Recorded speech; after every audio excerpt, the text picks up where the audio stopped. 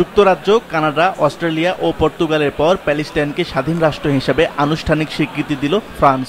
New ইয়র্কে জাতিসংঘের সদর দপ্তরে সাধারণ পরিষদের বার্ষিক অধিবেশনের ঠিক আগে এক শীর্ষ সম্মেলনে এই ঘোষণা দেয় দেশগুলো। এ সময় ফরাসি প্রেসিডেন্ট বলেন, গাজায় চলমান যুদ্ধকে কোনোভাবেই সমর্থন করা যায় না। শান্তির সময় এসেছে এবং গাজায় চলমান যুদ্ধকে কোনোভাবেই সমর্থন করা যায় না। তবে হামাস যুদ্ধবিরতিতে সম্মতি হলে এবং সব জিম্মিকে মুক্তি দিলেই প্যালেস্টাইন ভূখণ্ডে দূতাবাস খুলবে France.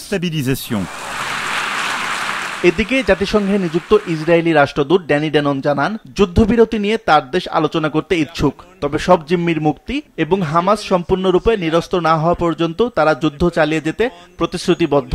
We will not forget them. This war will not end with hostages still in Gaza. প্যালেস্টাইনে চলমান সংঘাত নিরসনে দুদিনব্যাপী এই শীর্ষ সম্মেলন যৌথভাবে আহ্বান করেছেন ফ্রান্স ও সৌদি আরব। এতে অংশ নেয় বিভিন্ন দেশের রাষ্ট্রপ্রধানরা।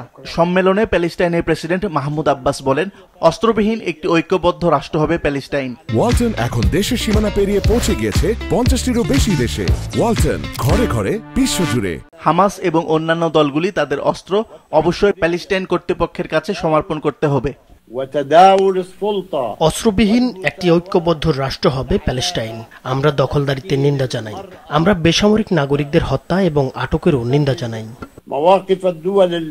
পশ্চিমা দেশগুলো হঠাৎ প্যালেস্টাইনকে স্বীকৃতি দেওয়ার বিষয়ে বিশেষজ্ঞরা জানিয়েছেন, পশ্চিমা দেশগুলোতে জনমত মিডিয়ায় চাপ বেড়েছে এবং যে চাপের কারণে সরকারকে বাধ্য হতে হয়েছে এই ধরনের সিদ্ধান্ত নিতে। ফলে আমি মনে করি যে পশ্চিমা রাষ্ট্রগুলো ইসরায়েলের সঙ্গে তাদের সম্পর্ক পরিত্যাগ করেনি, বরং তাদের যে অভ্যন্তরীণ রাজনীতি, সেই রাজনীতিতে ক্রমাগত চাপের কারণে, এবং সেই চাপটিও তৈরি হয়েছে ইসরায়েলের যে অপরাধ, গণহত্যা, যে হত্যাযোগ্য, সেটার কারণে, সেই চাপের কারণে তারা এই প্যালেস্টাইন রাষ্ট্রকে স্বীকৃতি দেওয়ার মতো সিদ্ধান্ত গ্রহণ করেছে।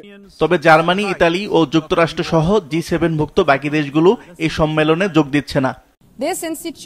আসিফ আল আমিন, মাছরাঙা নিউজ ডেস্ক।